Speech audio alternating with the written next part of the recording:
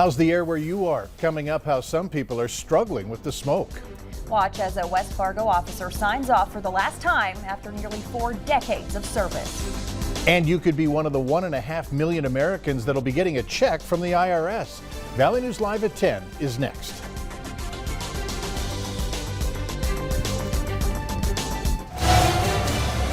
This is Valley News Live at 10. Good evening, everyone. The air quality throughout the valley has turned from annoying, canceling some events and closing area pools today, to downright dangerous, sending at least one man to the ER. Valley News Team's JC Dodd spoke with a local cardiologist who's sending out a warning to anyone with underlying health conditions and heart disease. The Canadian wildfire smoke has gone from bad to worse, and it's expected to stick around for days. It inevitably means there's going to be more heart attacks. Dr. Rory Farnan says physicians have seen this before. In cities where air quality reaches a dangerous level, heart attack rates go up, and some may not even realize it. It's been very difficult to try and figure out, is this a heart attack or is this maybe asthma or like a reactive airways disease? And if physicians are having a hard time figuring it out, I can absolutely see why patients would have a difficult time figuring it out. Dr. Farnan is warning anyone with underlying health conditions to stay inside as much as possible. And if you have to go outside, wear a mask to filter out any smoke particles. Carl Jensen ended up in the ER this afternoon for a wildfire smoke-induced asthma attack. After getting treated, I'm wearing the mask so that way I can breathe a little better and the smoke help to filter it out. And it works. Jamie Wilwright agrees. It's been really heavy, my chest, my throat, my eyes burning. Put the N95 on and I can breathe pretty clearly. And for those who don't have an N95? Find one, yeah. Otherwise, it's just too smoky to even be outside, very unhealthy. Dr. Farnan says inhaling the wildfire smoke is like smoking cigarettes. The particles inhaled get transported to the heart, causing short-term problems which could lead to angina and heart attacks. In Fargo, JC Dodd, Valley News Live. Now, we mentioned the pool closures, but tonight's performance at Cinderella at Blue Stem, that was also canceled. And we just received word that tomorrow morning's ALS walk, slated for Urban Plains Park, has also been canceled. Let's turn our attention now to the current smoke conditions. Meteorologist Nathan Hopper has the very latest data. Nathan? Stacy, yes, the data, a lot of smoke, a lot in the air you saw just from our home economy Skycam in Grand Forks. The air quality alert has been extended until 3 p.m. on Tuesday. That was set to expire this afternoon, but it has been extended through the weekend into next week as well. North Dakota, notice there is no air quality alert. There's no system to really issue that in the state of North Dakota, but I do still expect some dangerous air qualities across North Dakota during that time period as well. 1 mile of that visibility in Grand Forks. You saw that thick smoke there for our friends in Grand Forks. 3 miles of that visibility in Fargo. 1 3/4 mile visibility there for our friends in Oaks. And we're also watching the radar at this hour. Some storm is entering from Canada. Following over here to the green, we're going to take a closer look here at these particular storms and zoom you right into the neighborhood level. We see just outside of War Road, seeing some heavier rainfall at this time, maybe even seeing some small hail or some gusty winds in these storms as they're making their way through. Then in western Roseau County, also seeing some storms at this point. Not expecting any severe storms for this evening, but we may see some much needed rainfall, though they are moving quickly around 40 miles per hour across our northern neighborhoods. Of course, Mike, Stacy, I'll talk more about that smoke forecast and look ahead to the weekend in a few minutes. All right, thanks. Yeah. Family and friends will say their goodbyes to the fallen Red Lake Nation police officer this weekend. Ryan Bielke's wake is scheduled for Sunday, followed by funeral services on Monday afternoon in Red Lake. He was killed in the line of duty Tuesday while responding to a call. He's survived by his wife and 4 children. The man caught on camera spray painting racist graffiti on a Moorhead mosque is apologizing tonight, saying he doesn't hate Muslims. 22-year-old Benjamin Enderle won't see any more jail time for his felony harassment conviction. Instead, he was sentenced to 5 years of supervised probation and community service. Our community has become hypersensitive, paranoid, and untrusting of even innocent passers-by who look like you. I'd like to apologize to the people of the Moorhead Islamic community and ask for their forgiveness. This is the stupidest thing I've ever done in my life.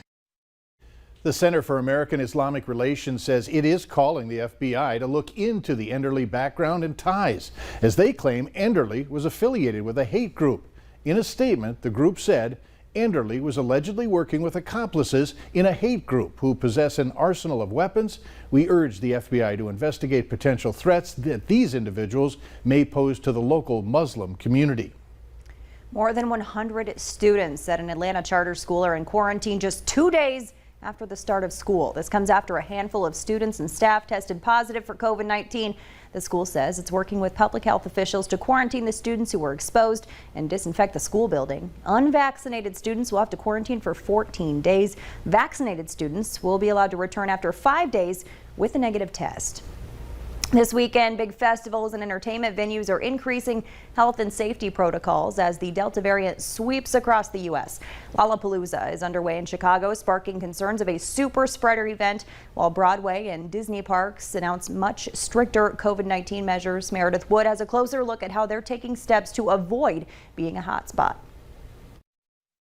Across the country, festivals and event venues adopting heightened safety protocols as COVID-19 cases rise, and new CDC data shows the Delta variant is far more contagious than previously thought. What's really surprising here is that a vaccinated person can be a super spreader. Fears are growing among health experts that the large gatherings may become super spreader events.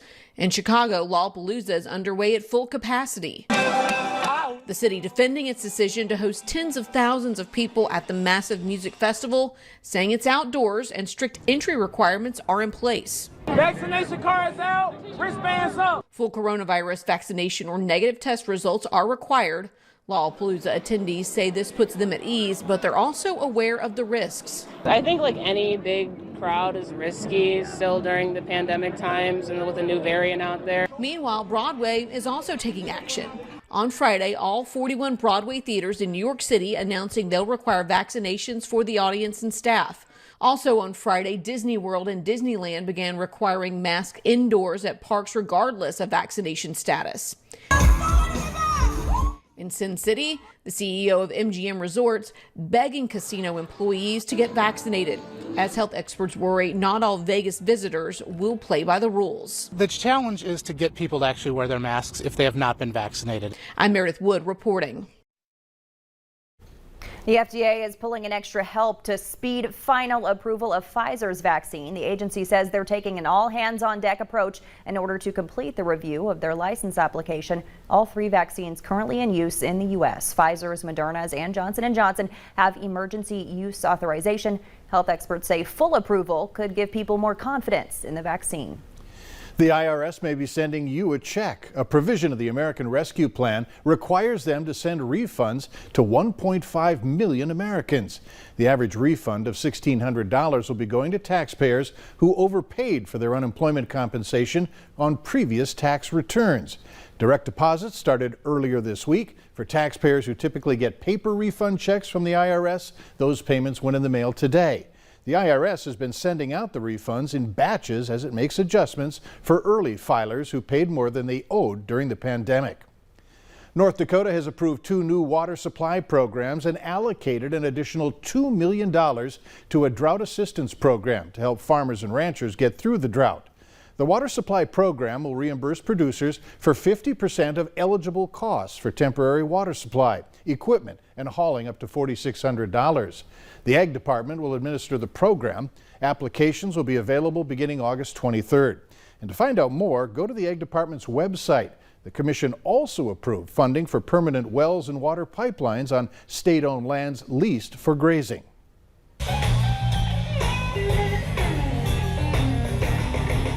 Despite some smoke in the air, temperatures cooled into the 70s tonight, and that was more than enough for blues fans from around the valley. They gathered for the opening night of Blues Fest at Newman Outdoor. It's an outdoor stadium. You know, there's not a lot of air quality control you can do with baseball or with the Blues. This was the first of 2 days of Blues. The gates open again tomorrow at 11 a.m. 10-7, 10-42 for the last time. Hats off to that longtime lawman who announced that he is hanging up his badge. Gary Bommersbach has worked as a West Fargo police officer for a very long time. Gary steps down after serving 37 years and does so after reaching the rank of patrol sergeant.